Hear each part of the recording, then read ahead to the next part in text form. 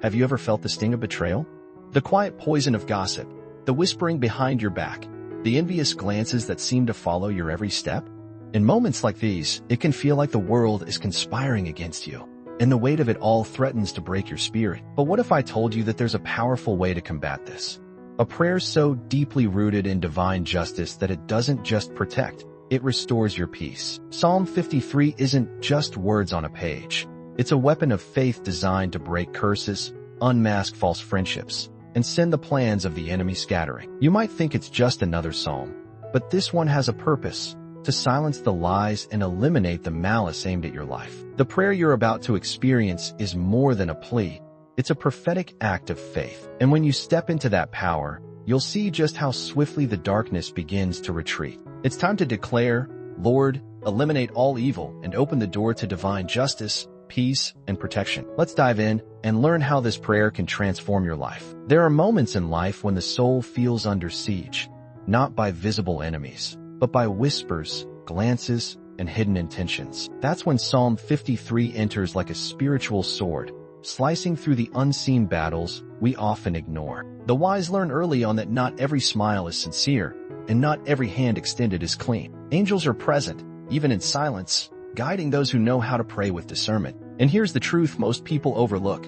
The Bible isn't just for reading, it's a battle strategy manual. This prayer based on Psalm 53 is more than beautiful words. It's a weaponized declaration of divine authority. When spoken aloud, with heart and belief, it becomes a protective armor that no gossip, envy, or ill intent can penetrate. Think of it like this. Just as you lock your doors at night, you need to pray daily to lock your spirit against the subtle invasions of evil. A woman once told me she wrote this psalm on paper and left it under her pillow, and her nightmares vanished. Coincidence?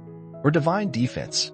What people forget is that spiritual attacks often come dressed in casual conversation, friendly advice, or even compliments. That's why this prayer doesn't just protect, it exposes. It brings light to those murky corners where harmful intentions hide. With each verse of Psalm 53, it's as if angels draw a line in the sand, saying, "No evil shall pass here." But here's the kicker. It only works if you use it, and I'll show you just how in a moment. Picture this. You're scrolling through life, doing your best, when suddenly, bam, you feel drained after a conversation that seemed harmless. That wasn't just small talk.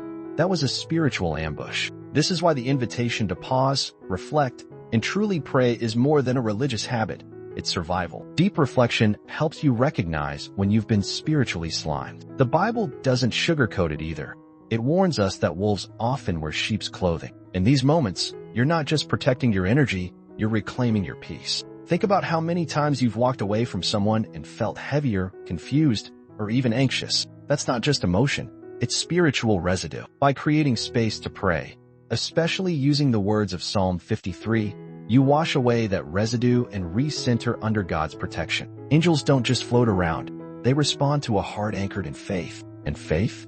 It's not blind optimism, it's a muscle you build by choosing trust when logic tells you to fear. When this video calls you to reflect, it's calling you to remember that there's a higher truth guarding you, even when you can't see it. Just like you wouldn't leave your house unlocked, why leave your spirit exposed?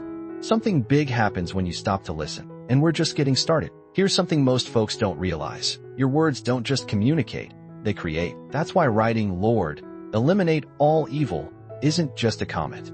It's a bold spiritual move. Think of it like signing a divine contract in faith. When you type those words, you're not talking to the screen, you're declaring something in the invisible realm. The Bible says life and death are in the power of the tongue, and the fingers, too. It's like planting a flag. You're saying, this space, this life, this heart, covered. I once knew a woman who commented that phrase under a prayer video, and days later, a toxic relationship crumbled out of nowhere, like the problem just packed up and left. Was it the words alone?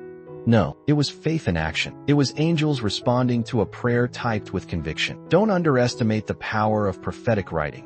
God sees even your smallest act of belief. And hey, let's be honest, some folks will scroll past thinking, it's just a comment. But if you're reading this, you know better. You know the power that's unleashed when you pray and declare in unity with others. That's not superstition, it's spiritual alignment. The screen may be digital, but the impact?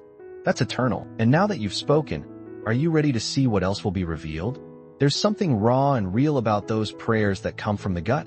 You know, the kind that aren't polished or pretty, just honest. That's what happens here. It's not about impressing anyone. It's about exposing what's been hidden for too long. The speaker doesn't whisper. They plead with God to tear the mask off of deceitful smiles. And let's face it, we've all had someone in our circle who smiled with their lips but cursed with their heart. That's why this prayer goes deeper than most. It's not just asking for protection, it's asking for discernment. Because sometimes the enemy doesn't knock on your door in anger. Sometimes they bring coffee and a compliment. Angels can't guard what we refuse to let go of. And that's why these words are like spiritual scissors, cutting cords that keep you bound. The Bible says what God joins, no man can separate. But it also means what he didn't join needs to be undone. It's a scary thing to ask God to remove what's not from him. Because sometimes we're attached to what's secretly hurting us. But here's where courage meets wisdom. When you pray like this, with sincerity and emotional truth, you invite God to clear out the counterfeits and make room for the real. But what happens after the false is exposed? Well, let's just say things start shifting fast. When you read Psalm 53 as a prayer for justice, something stirs. It's not just ancient poetry. It's a cry from the depths of someone who's had enough. Enough betrayal, enough whispers, enough of being the target of envy for simply existing. You ever notice how success, even small wins, can bring out the worst in others?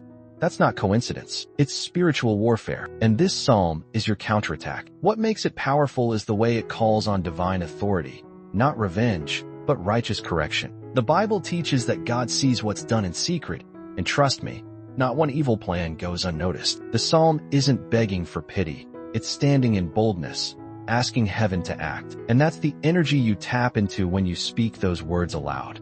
Let every curse be canceled. Let every wicked plan fall flat. Angels don't need many words, just the right one spoken with fire. This isn't just a defense, it's an offense. You're not waiting to get hit. You're spiritually armoring up and walking into battle backed by the commander of heaven. And that shift, it changes everything. Curses get cut off, plots get exposed. But even more, a new spiritual atmosphere begins to settle in. And the next phase? Oh, it gets even more revealing. Ever walked into a room and felt something was off? Even if everyone smiled and said the right things? That's discernment tugging at your spirit. And this part of the prayer rooted in Psalm 53 makes it clear.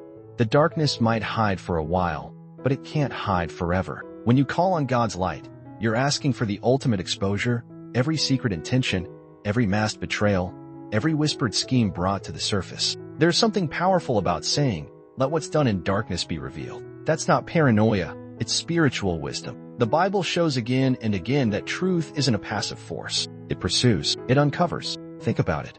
How many times have we trusted someone, only to learn later they were playing a role?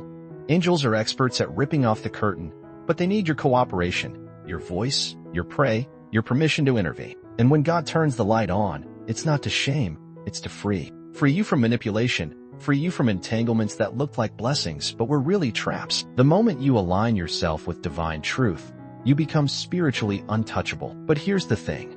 Once the truth is out, you're faced with a choice, and that's where real protection begins. There's a shift that happens when God steps into a space. It's almost like the atmosphere clears, you breathe easier, you sleep deeper, and suddenly those people who brought chaos, they just fade. That's not coincidence. That's presence. The kind of presence that makes enemies uncomfortable. When you pray this way, you're not just asking for peace. You're declaring, only what's aligned with heaven can stay. And believe me, that line draws itself in bold. The Bible says that where the Spirit of the Lord is, there is freedom. And part of that freedom is from spiritual harassment. That low-level stress, those weird arguments, that feeling of being watched or judged. Yeah, those aren't random, but they can't survive where God dwells. Angels patrol places that are filled with praise and pray. They don't just visit, they inhabit. You don't have to force anyone out. God's light does the work. What happens next is subtle, but wild. Conversations change. People who once dominated the room start pulling back, even leaving without explanation. Your home, your workplace, even your online space becomes hostile to evil. And as that protection grows, something else awakens inside you. Something that reminds you who's really in charge and what he's about to restore. Now that you've discovered the power of Psalm 53 and the incredible protection it offers, it's time to take action. The words you speak in faith have the power to change your environment, to break the chains of gossip, envy, and evil that may be holding you back. The enemies, whether seen or unseen, cannot stand in the light of God's truth. But the real question is, will you choose to speak that truth over your life? Will you trust that divine justice will prevail, even when the path seems uncertain? Remember, this isn't just about the prayer. It's about aligning your spirit with the protection and power of God. So, as you face challenges, hold your head high, speak boldly, and know that God sees, hears, and acts on your behalf. Don't just listen. Apply this wisdom in your daily life, and watch as you are shielded by divine intervention. If you found this message inspiring, make sure to subscribe to the channel and turn on notifications so you never miss out on more life-changing content. Share this prayer with those who need it most, and together, let's walk in faith, courage, and protection. Your transformation starts now.